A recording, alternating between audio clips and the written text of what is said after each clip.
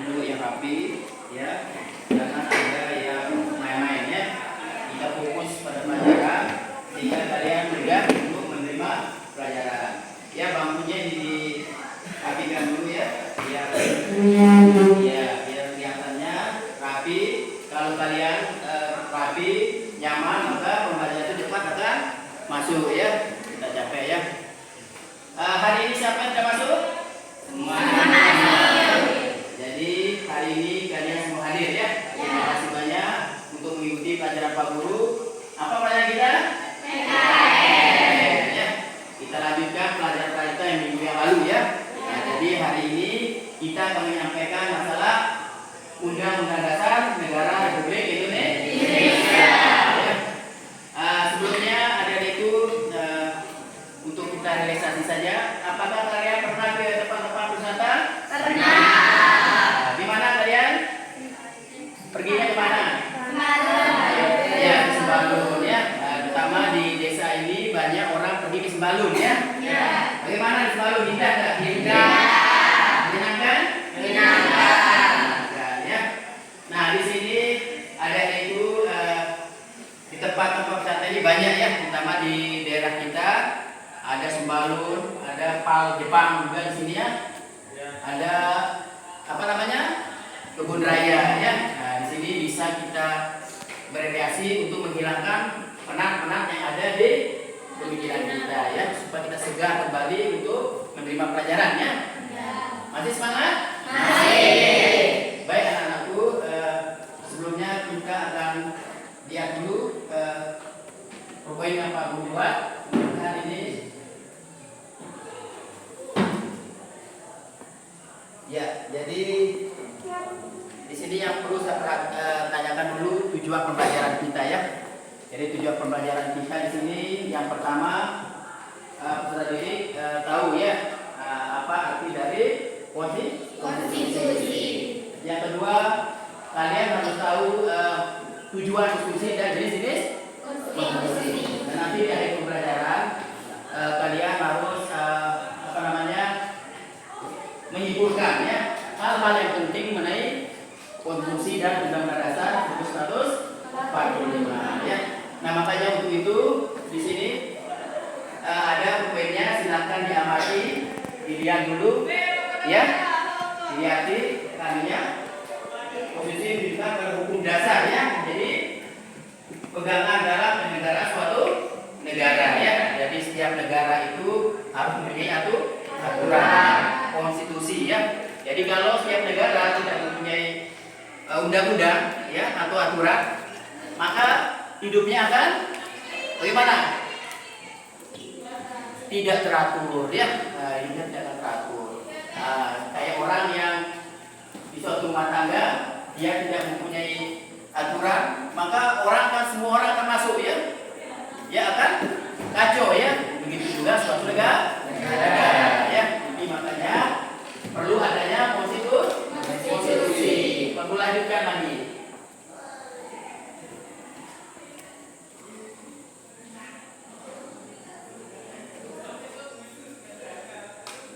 Nah, di sini kedudukan konstitusi yang pertama, konstitusi sebagai hukum dasar ya.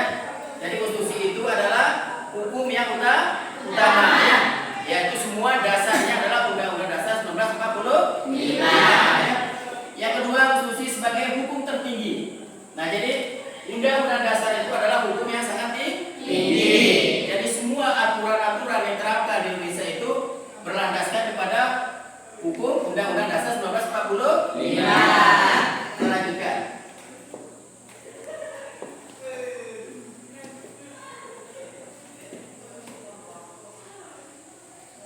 Apa tujuan konstitusi itu? Yang pertama adalah menghadirkan rasa keadilan. Nah, kalau konstitusi kita laksanakan, maka rasa kenyamanan keadilan itu akan tercipta. Yang kedua, memberikan ketertiban. Ya, setiap yang pelaksanaan konstitusi itu secara baik, maka ketertiban itu akan tercipta. Yang ketiga, terwujudnya nilai-nilai ideal seperti kemerdekaan atau kebebasan ya. Yaitu serta kemakmuran, kesejahteraan ya. Setiap konstitusi dilaksanakan dengan sebaik-baiknya, maka rasa keadilan itu akan tercipta. Ya, kita lanjutkan. Menentukan dan membatasi kekuasaannya. Nah, ini lanjutkan lagi. Itu fungsinya ya.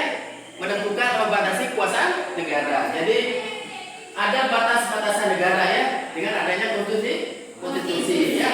Dia membatasi, dia tidak semena-mena, negara tidak semena-mena.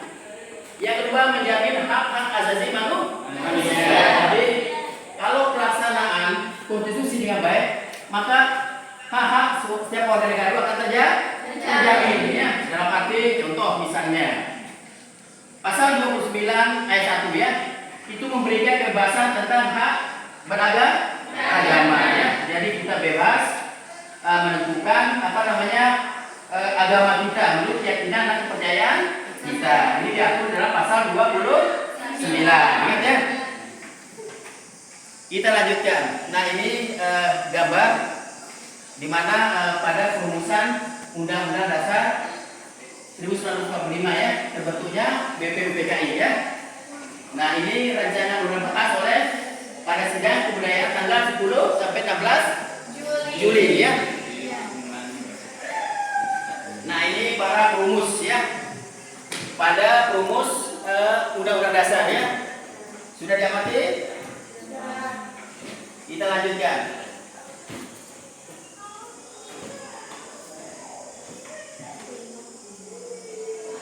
Ya, ini termasuk juga tokoh-tokoh yang merumuskan terbentuknya Undang-Undang Dasar 1945 ya. Kita lanjutkan. Nah, ini dia panitia kecil ya. Panitia kecil yang membantu dalam merumuskan Undang-Undang Dasar 1945 ya. Tentunya ini mempunyai peran ya.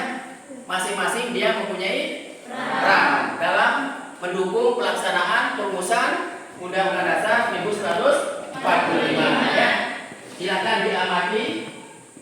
Ada itu diamati pelaksanaannya, perumusannya, siapa-siapa tokoh yang membantu dalam pelaksanaan Undang-Undang Dasar 1945 ya. Dari ini perlu paparkan dulu mau belajarnya. Silakan nanti aku bagikan buku juga sebagai refleksi kalian ya. Iya. Silakan.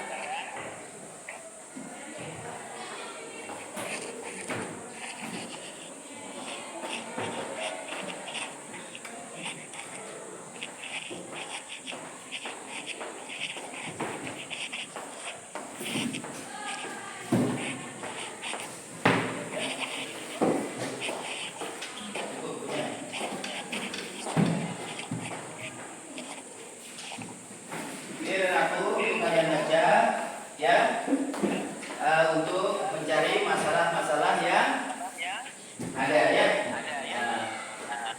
Silakan kalian baca dulu, dibuka bab 2-nya. Ya, halaman 190 ya. Silakan dibuka. Silakan sudah dibuka. Ya. Dibuka, dibaca.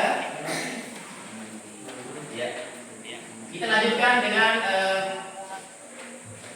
pembuatan kelompok ya. Kita buat kelompok karena jumlah kalian ini kurang dari 30, maka kita buat kelompok ya. Ya, silakan yang mau masuk kelompok 1 kita buat 3 kelompok saja ya. 3 kelompok, silakan. Kelompok 1, kelompok 2, kelompok 3. Ayo, silakan. Ya.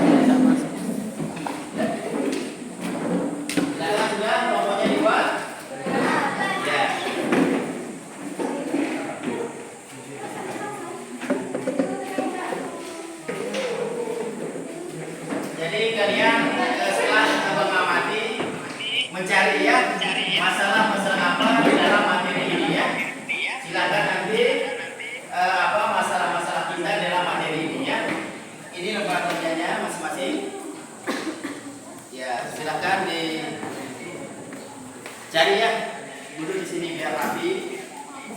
Ya.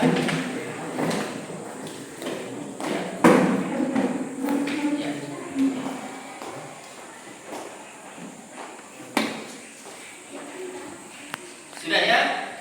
Silakan. Masalah apa yang kita angkat di sini? Silakan. Ya. Ayo, silakan. Masalah-masalah yang kita angkat dalam materi pelajaran ini. Silakan. Panitia dan apa yang melatar belakangi terciptanya perumusan Undang-Undang Dasar 1945. Ya. Di sini masalah yang kita angkat adalah peran daripada tokoh-tokoh perumus Undang-Undang Dasar 45 dan apa yang melatar belakangi perumusan Undang-Undang Dasar 1945 ya. Silakan kalian kerjakan kerjasama sama kelompoknya untuk mengatasi masalah yang akan kita selesaikan ya. Silakan ya. Silakan ya.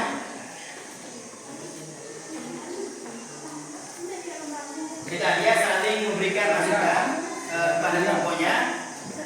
Kira-kira apa yang bisa kita lakukan untuk mengatasi masalah kita ini ya, masalah pembelajaran kita ya. Silakan. Ya. Sambil ada yang dari satunya ya. Ya.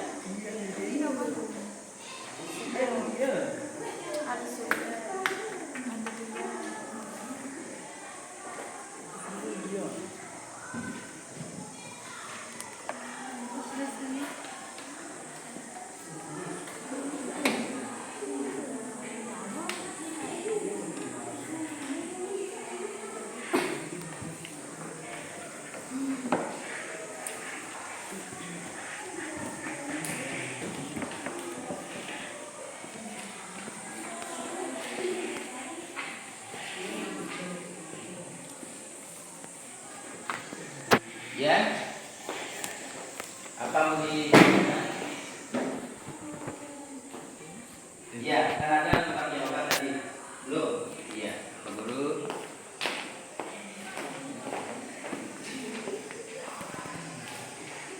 Ini adalah KPD-nya ya. Lembar lengkap serta dirinya.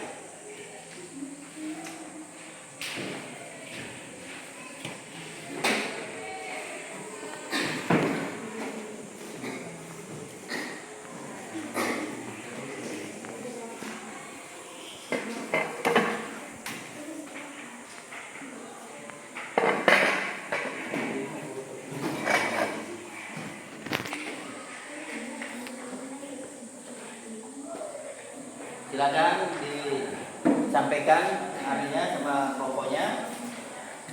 Ya.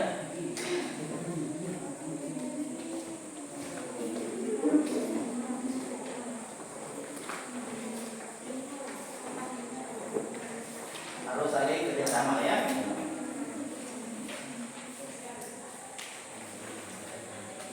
Yang lagi silakan sampaikan pendapatnya. Cara mengatasi masalah-masalah pembelajarannya.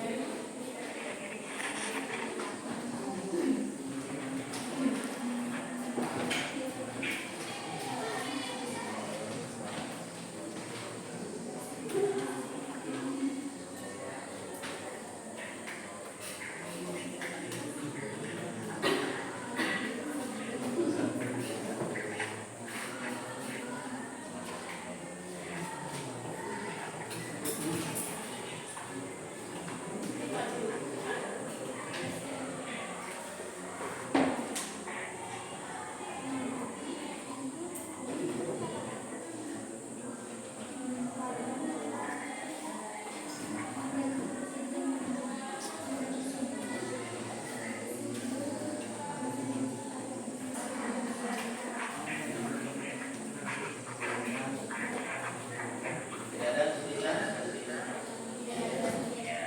Silakan ya.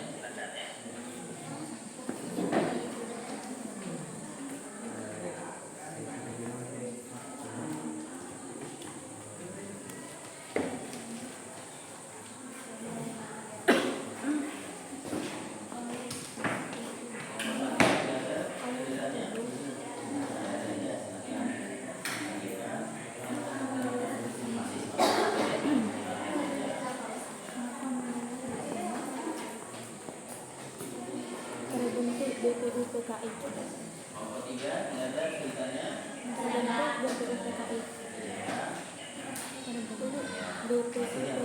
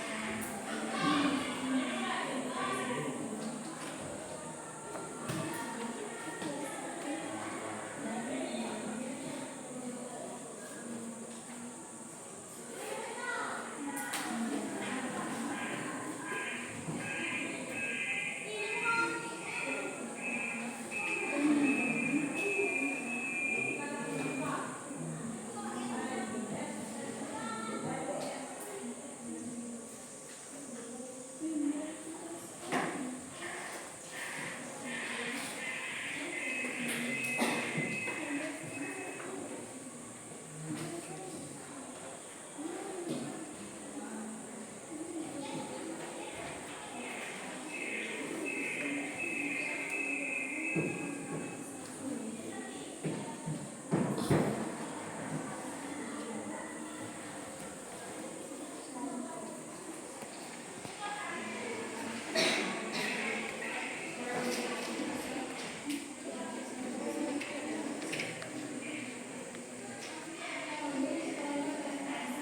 ya, tetapkan satu pokok nanti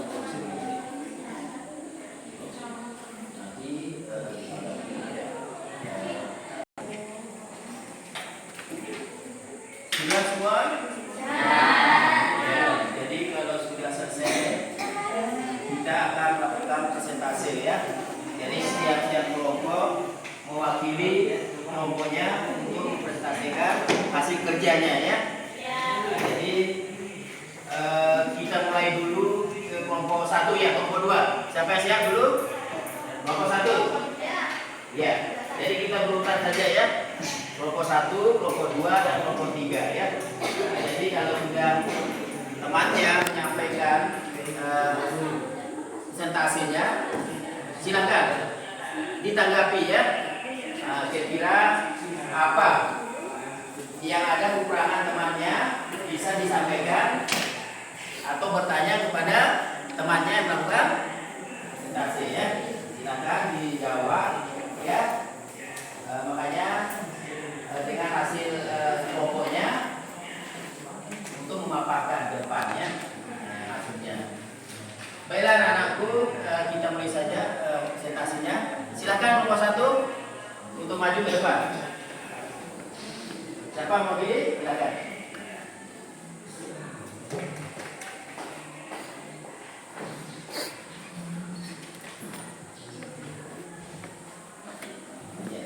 Ya. Silakan, dimulai. Salam dulu. Assalamualaikum warahmatullahi wabarakatuh. Waalaikumsalam warahmatullahi wabarakatuh.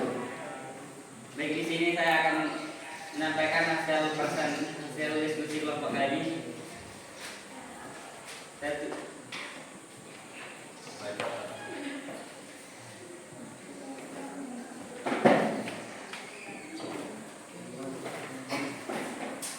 Nama kelompok kami. Ya.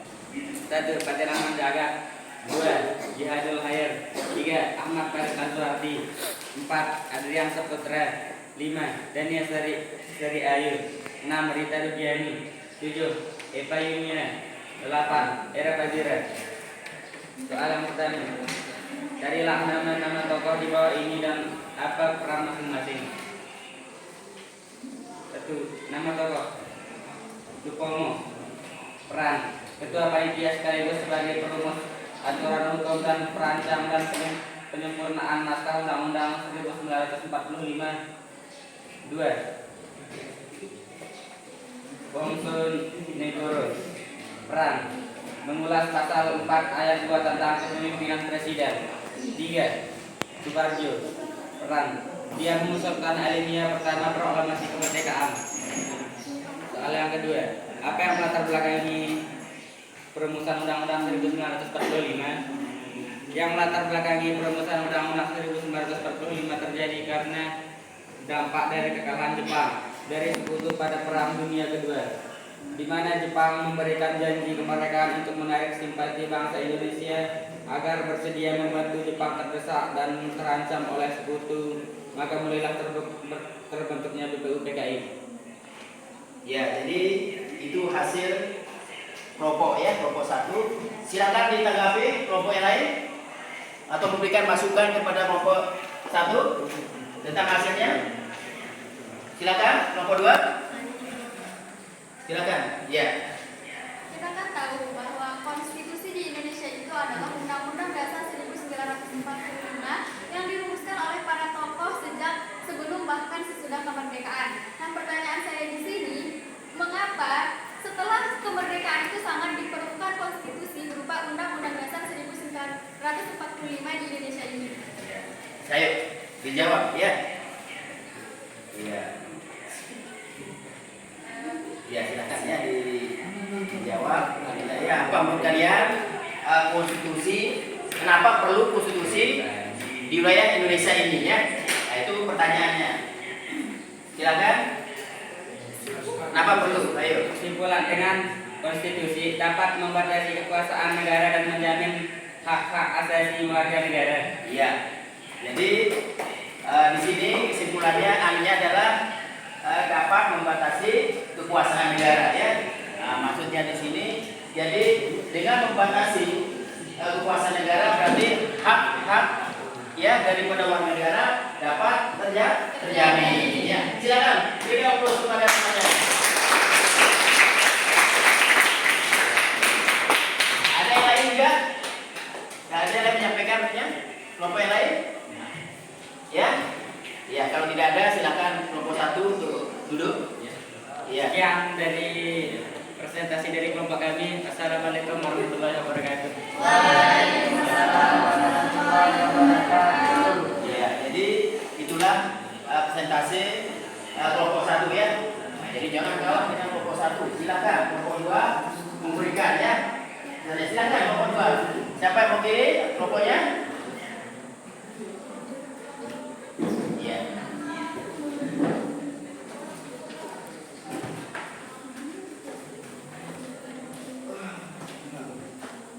Assalamualaikum warahmatullahi wabarakatuh. Waalaikumsalam warahmatullahi wabarakatuh.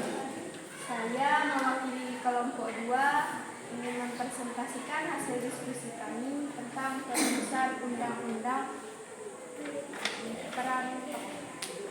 Nama tokoh A.A. Marwis. Perannya, tugasnya masuk dalam panitia perancangan ekonomi dan keuangan. Panji Sidi. Perannya menyusun pembukaan dan batang tubuh Undang-Undang Dasar 1945. Apa yang melatar belakangi perumusan Undang-Undang Dasar 1945? Yang melatar belakangi perumusan Undang-Undang 1945 terjadi karena dampak dan kekalahan Jepang dan Sekutu pada Perang Dunia Kedua, di mana Jepang memberikan janji kemerdekaan untuk menarik simpati bangsa Indonesia agar bersedia membantu Jepang karena Jepang tersedak dengan terancam oleh Sekutu. Maka mulailah di sini terbentuk BPUPKI, Badan Penyelidik Usaha Persiapan Kemerdekaan Indonesia. Baik, dari audiens, maka adakah yang mau bertanya tentang hasil diskusi kami?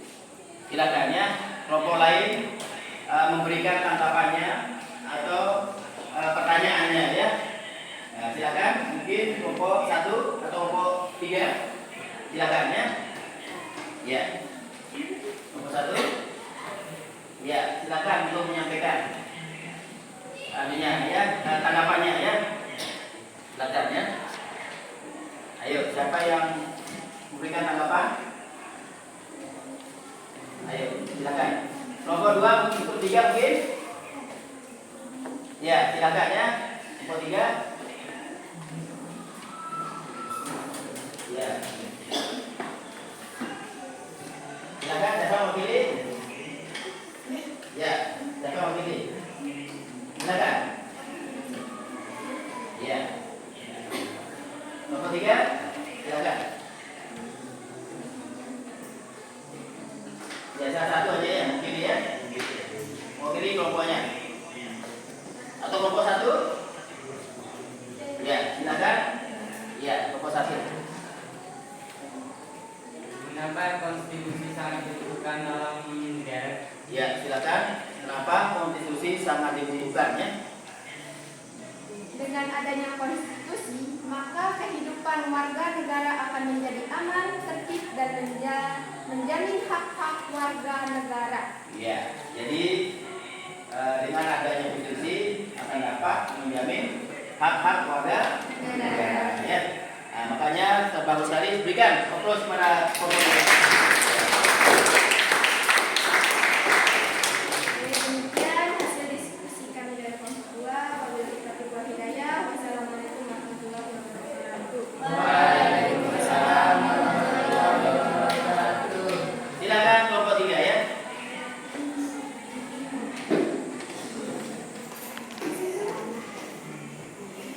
Assalamualaikum warahmatullahi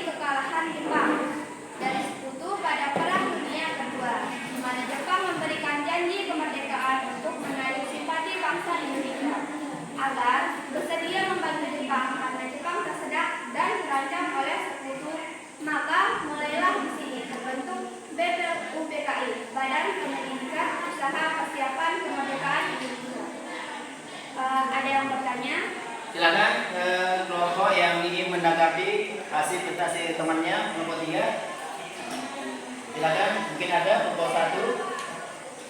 Ya, atau kelompok kelompok 1, silakan.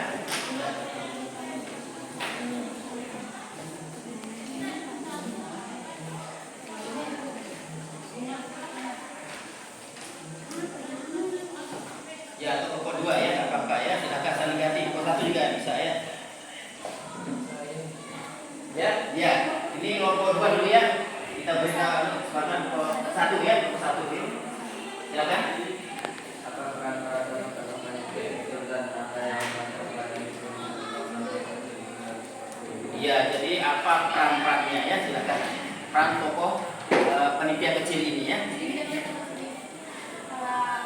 Peran tokoh panitia kecil ini pertama sebagai ketua panitia sekaligus sebagai perumusan aturan hukum. Kemudian mengulas pasal 4 ayat tentang pemimpinan presiden.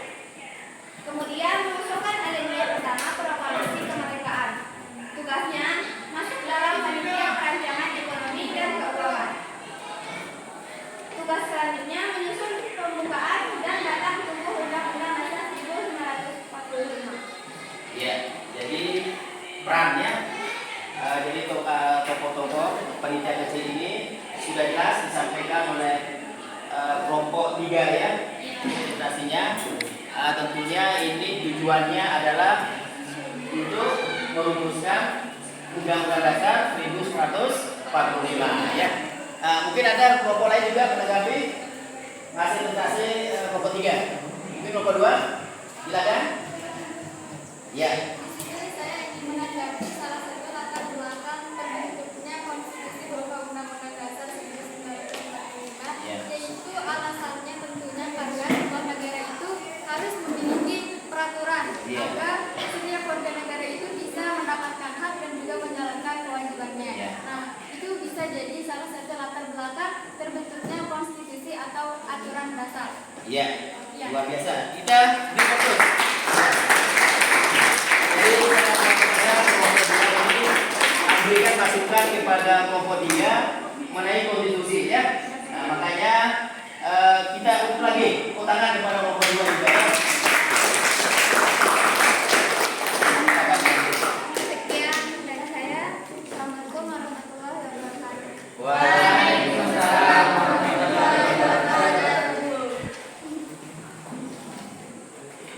Nah, jadi kita sudah selesai melakukan presentasi. Jadi kalian sudah menyampaikan hasilnya tiap kelompok. Tentunya di sini kita akan simpulkan ya. Kita simpulkan masing-masing kelompok tentunya akan berbeda hasil kesimpulannya tentang konstitusi ini. Kita mulai saja dengan kelompok 1 ya, menyimpulkan. Silakan. Apa kesimpulan dari pembelajaran kita pada hari ini? dengan konstitusi dapat membatasi kuasa negara dan menjamin hak-hak dasar warga negara. Ya, jadi menurut kelompok 1 dengan adanya konstitusi ini dapat membatasi kekuasaan negara dan menjamin hak-hak warga negara ya. Nah, tentunya di sini sudah jelas ya, ada DU di pasal kuat ayat itu telah dijelaskan ya. Contohnya misalnya pasal 33 itu tentang ekonominya. Nah, jadi dia mengatur perekonomian kita. Pasal 34 tentang fakir miskin dan orang terlantar ya. Nah, lagi pasal 29 itu tentang kebebasan memeluk agama ya. Nah, jadi di sini sudah jelas tujuannya adalah untuk memberikan rasa kenyamanan ya dengan adanya konstitusi ya. Nah, terima kasih banyak. Kelompok 2 silakan simpulkan ya. Kesimpulannya, dengan adanya konstitusi, maka kehidupan warga negara akan menjadi aman, tertib, dan menjamin hak-hak warga negara. Ya, jadi dengan adanya aturan-aturan ya atau peraturan perundang-undangan, maka kita sebagai warga negara akan merasanya nyaman ya dengan dilaksanakannya aturan-aturan atau pelaksananya peraturan-peraturan yang ada ya. Kita lanjutkan dengan kelompok 3, silakan. Konstitusi dapat menciptakan kemerdekaan atau kebebasan serta kemakmuran dan kesejahteraan. Iya. Jadi konstitusi itu adalah suatu yang dapat menciptakan rasa kenyamanan kita ya. Seandainya tidak ada konstitusi, tentunya kita akan merasa tidak nyaman hidup di muka bumi ini ya. Jadi semua negara itu tentunya mempunyai aturan-aturannya. Nah, jadi setiap negara mempunyai aturannya. Nah, seandainya Anda bayangkan ya, kalau tidak ada aturan, bagaimana kehidupan kita ya? Contoh saja di rumah tangga kita, tidak ada aturan, tentunya semua orang bisa masuk di rumah kita. Apakah kita nyaman atau tidak? Ya. Nah, begitu juga sebuah negara. Nah, karena kita hidup banyak dari Sabang sampai Merauke, tentunya harus aturan ya. Mungkin pada pagi hari menjelang siang ini kita telah menyampaikan cukup menyampaikannya di sini. Ingin sedikit Pak Guru refleksi sedikit kalian ya.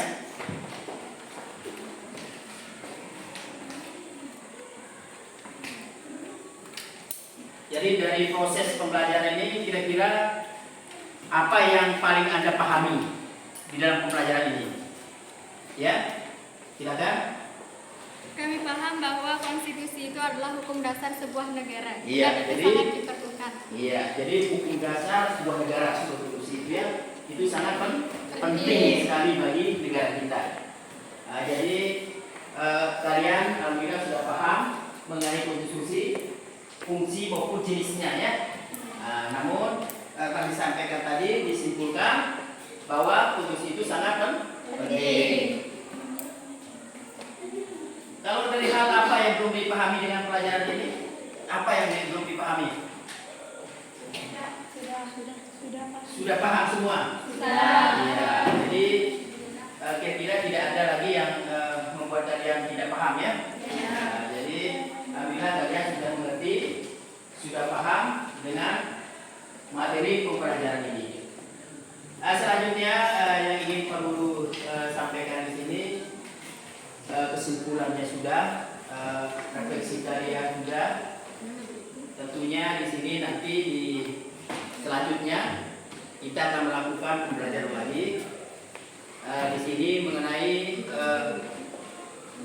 bagaimana kaitannya pasal-pasal atau undang-undang 1900 tentang kehidupan kita sehari-hari ya. Nah ini kita akan lanjutkan materi kita. Kayaknya minggu depan kita akan lakukan pembelajaran kita. Tentunya adik-adikku di rumah untuk menyiapkan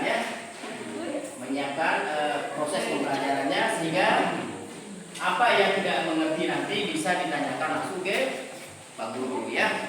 Jadi pada hari ini sudah jelas ya, kalian sudah paham tentang pembelajaran Undang-Undang Dasar 1945, baik itu perumusannya maupun konstitusi yang berlaku di negara kita ya. Selanjutnya mari ya, kita masih tetap semangat nih. Jadi kita tetap semangat ya. Ya karena masa-masa ini kalian harus tetap ya konsisten ya menjalankan pelajaran ya. Karena kalau kita sudah terbiasa, maka selamanya akan kita terbiasa ya. Jangan sampai kita tidak membiasakan diri ya. Nah, makanya kalau di rumah sepulangnya misalnya nanti sempat pulang lagi ya pembelajaran ini, sehingga tidak terjadi pembelajaran dilakukan hanya semalam ya. Pas kita mau ada UTS ya, baru kita laksanakan ya, ngebut ya, istilahnya kita paksakan kepala kita. Nah ini akan mengakibatkan apa? Kita cepat lupa walaupun kita hafal tadi ya, walaupun kita hafal. Tapi makanya sepulang di rumah itu silakan ya, misalnya dapat sedikit diulang kembali pembelajaran itu sehingga melekat di kepala kita ya. Tidak bingung lagi. Besok ada pelajaran kimia datang lagi, kita bingung, campur dia ya. Mana PKN-nya, mana agamanya, mana penjasnya, ya. Sehingga itu yang membuat kita akan menjadi cepat lupa. Saya ingat, ada soal yang keluar. Aduh, saya lupa. Rasa tahu. Nah, ini yang menyebabkan kita seperti itu ya. Tetapi kalau kita cicil, istilah cicil itu pulang sekolah kita pelajari, maka pelajaran itu akan melekat ya di ingatan kita. Jadi kita tidak memerlukan memaksakan kepala kita untuk berpikir ya. Nah ini mari kalian yang masih muda, masih energik ya, gunakan pemikirannya ya, gunakan akalnya ya. Jangan sampai mengarahkan pemikirannya ke hal-hal yang tidak baik. Mari ke hal-hal yang positif ya. Sehingga kepala kanan ini akan berfungsi nanti ya, akan berfungsi, akan terbiasa, sehingga sampai nanti ke perguruan tinggi pun kita sudah terbiasa ya. Nah ini pembelajaran kita pada hari ini. Jadi pembelajaran datang sudah aku sampaikan, maka kita tutup ya pembelajaran pada hari ini. Tentunya nanti dipimpin oleh salah satu temannya lagi berdoa ya, berdoa kembali untuk menutup pembelajaran ini. Maksudnya apa? Supaya kita itu tetap ya mendekatkan diri kepada Allah ya, Sang Pencipta ya, sehingga apa rencana dan tujuan kita cepat tercapai ya. Nah untuk itu Pak Guru akhiri saja pelajaran kita hari ini. Silakan di tempatnya untuk mengikuti doa. Untuk mengakhiri pembelajaran pada siang hari ini, marilah kita sama-sama berdoa. Berdoa mulai.